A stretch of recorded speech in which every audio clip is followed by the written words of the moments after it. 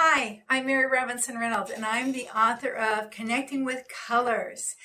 Discover the transformational synergy of creating harmonious relationships in work, home, and absolutely everywhere. I'm also the creator of Synergize Your Life program, how to get your color style synergized in 30 seconds or less.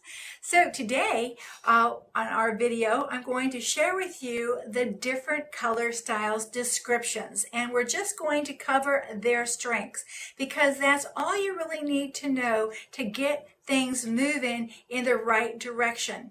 And the second thing I'm going to share with you with that piece of information is my three-step dance to how to pop people out of relational suffering, whether it's your own or whether it's the people in your life that you care about, a close friend, a colleague, a co-worker, people who go on, around and around with relationship problems that are really very painful, and you're trying to help, you try to give advice, and it's just not working, and you walk away de-energized or exhausted, or you start running from these people when they show up. Well, I'm going to give you my three-step dance today for popping people out of that and get them moving on their way, because that's what we really want.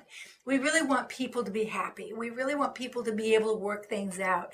And you give people just enough information, just enough knowledge to help them understand what's really going on and stop taking things so personally, and you get people moving in the right direction. All right? So first of all, let's just get started, and I'm going to start with the color style known as blue.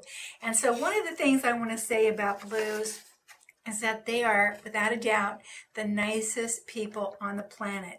They are so nice that they have a smile that actually curves up right about here at about a 45-degree angle. All right, so they're not only nice, they are very efficient. They like to implement systems. They like taking things step by step. They like the systems that are handed off to them to be very logical, because they like that feeling of accomplishment. They like getting things done. They also like being highly organized. But the one thing I think that stands out the most about blues is that they're highly intuitive and sensitive. They are in tune with other people's feelings, attitudinal energies around them. They are empathetic, or empathic, which is another way to describe empathy. But what's different, a little different about empathic, is that they sense when something's wrong, and they tend to take action on it. They tend to get involved, and they want to know if they can help. They can even feel other people's pain. So blues really are relationship oriented. They cherish people, and I've heard it said that they give really great hugs. So that pretty much wraps up the blues. All right, let's move on to the greens. Now the green strengths are that they have to have a system. They are highly functional and productive, and they must have a system. And if there's not a system, they're going to make one up. They believe that everything is possible if the right system is created. So they're pretty positive people. Greens must simply have an efficient and effective system if they're going to do well in the world. They don't do well with chaos, okay? They create systems that are logical. So they create systems that have a step-by-step 1, 2, 3 formula. The other thing about greens is that they see the big picture long before anybody else. In fact, greens will finish your sentence and your entire paragraph because they already know where you're going with this conversation. They are totally focused on getting the job done. They are diligent workers, not really thinking about rewards or recognition. They are the only color that literally can do 10 things at once. There's another color out there that thinks they can, but trust me, they cannot. In fact, if you have a green on your team or in your household, or you're in a relationship with the green, you've probably noticed that they have already taken off to implement the system or complete the task at hand, maybe even before it was assigned or agreed to. They are totally focused on getting it done so they can go on, to the next project. That's where. All right, that's our greens. Next up is our reds. Our reds' key desire is results. It doesn't matter what job, position, or title they hold, they think they're the boss. They make great leaders and delegators and administrators. They are intense, They love factual information, and they will take concrete calculated risk. Now, what do I mean by that? I mean that they do their due diligence before they take the leap, before they go forward. They like taking risks. They like going forward. And to a lot of people watching them, they don't necessarily know that a red has done their due diligence beforehand. But they have. Trust me, they have. They will analyze it and take the information and make sure it's the best choice to make. And to others, it just may seem that it's risky. To them, it's not. The next thing is that they know how to use ideas to oversee a system being put into place. They are bottom line people who want accomplishments and achievements now. And when you get around a red, you're going to feel the sense of urgency. Now, now, now. And they're going to snap, snap, snap. They love getting things done, and they love change. They change things up so often because they just do not ever want to be bored. They have a mind that is able to break things into parts. And that's why they're able to delegate and oversee systems being put into place. And like I said, they are in a hurry to have things done. However, they don't think fast like greens, but they want you to get it done fast. All right? So there's a little bit of a difference there between the two colors right there. All right, let's move on to yellows. Yellows show up for work every single day with, "I'm here. Yes, I'm here, and the rest of you can get to work now." Okay, everybody, let's get happy.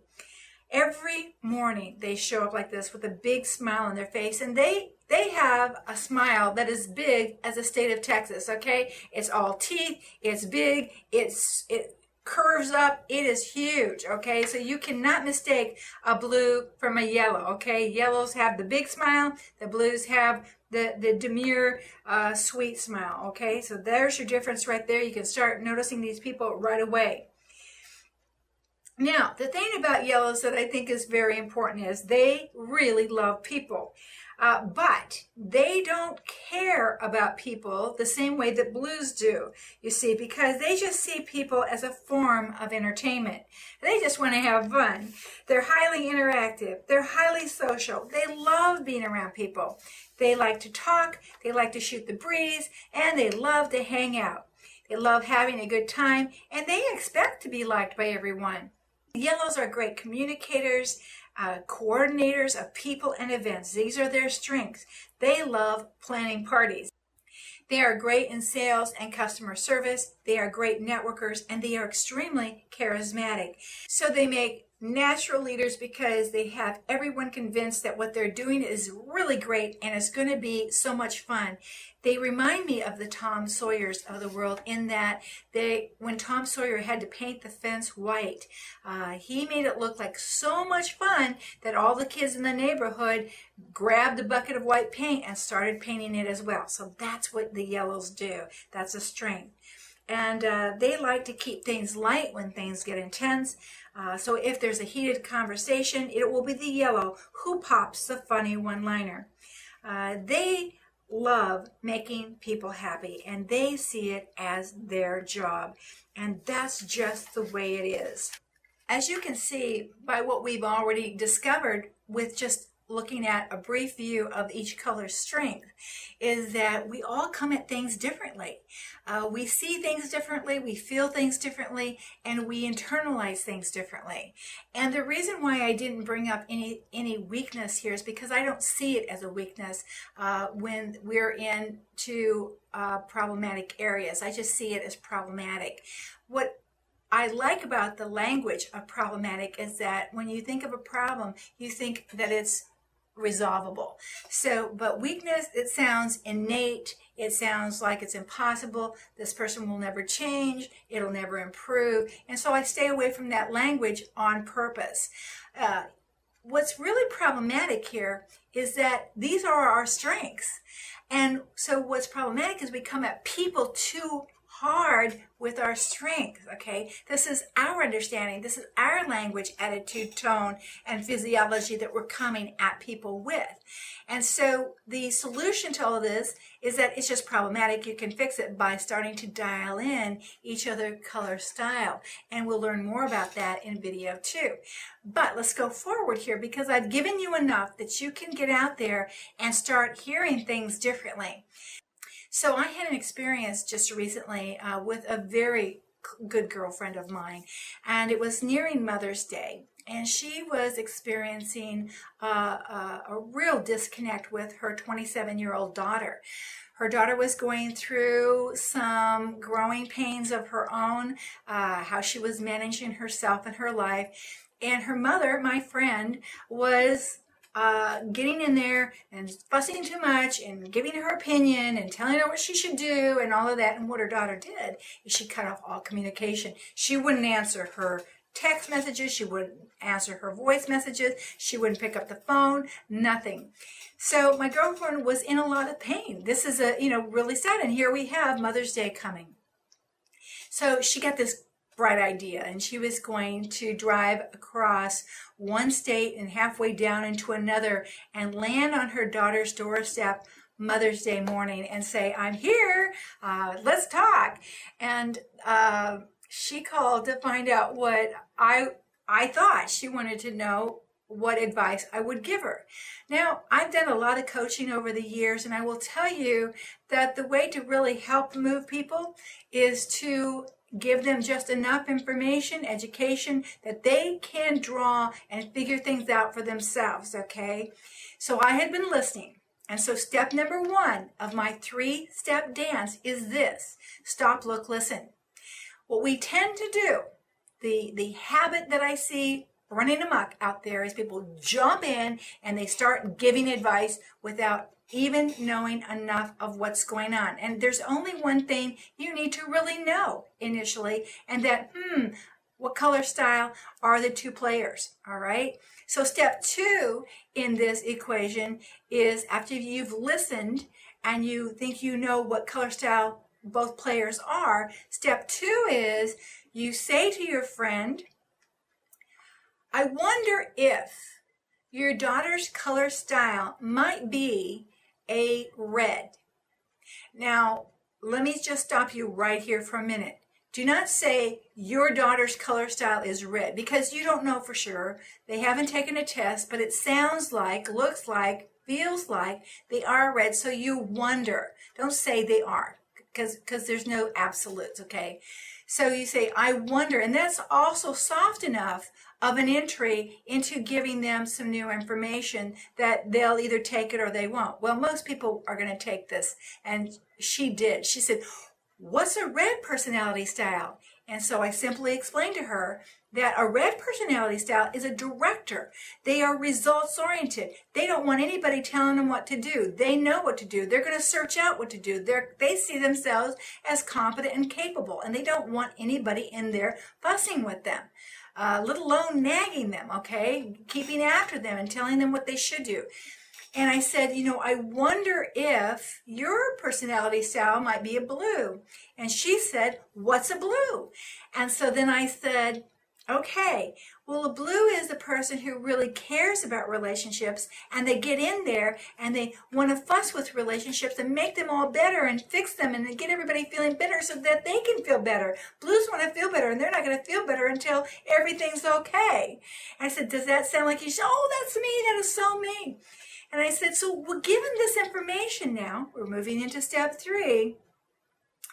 Given this information now, what do you think about this idea of yours to drive down and show up at her doorstep?" And she said, now this is her choice, okay? She said, "Oh, I don't think it's a very good, I'm coming at her with my blue." And I said, "That's exactly right, you are."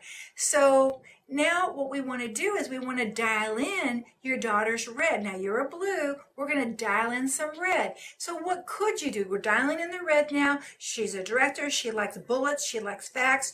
Give it to her in short sentences, boom, boom, boom. Give her choices, give her this, and what do you think you might want to do?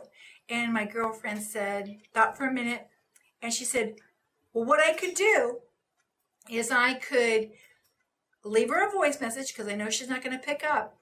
And I can tell her that I'm coming to that city. I'm going to be in the area and I want some time with her. And I'm trying to decide between 2 dates and then just give her a choice, to pick a choice. And I said, exactly. You totally dialed in a red. Absolutely. That's exactly what will move you forward in your relationship with your daughter. The other thing that happened here, almost in the instant that she understood the color styles, is she moved right out of pain. She popped right out of pain and right into problem solving. So step 3 is we start dialing in the both color styles and we move into solutions. Okay, so that's my 3-step dance. Step 1, stop, look, and listen. Stop yourself. Don't give any advice. Okay, stop it. I mean, seriously, because the advice you give is only coming from your color style anyway. Step 2 is wonder if this person is this color and this person is that color. And then now you can give them a little bit of education and knowledge base around those 2 colors. See, there's no advice giving here. It's just knowledge. And step 3 is now we dial in those colors, come up with a solution that synergizes both people. Well, what happened was, in less than 2 days, her daughter had picked up the phone and called her. And my friend was ready to give her options, and she kept all of her conversation in red type bullets. A couple times she got into blue, fussing, and the daughter kind of pulled back, and so she said, oh, I'm sorry, let me get this straightened, let me just put this to you in a short manner.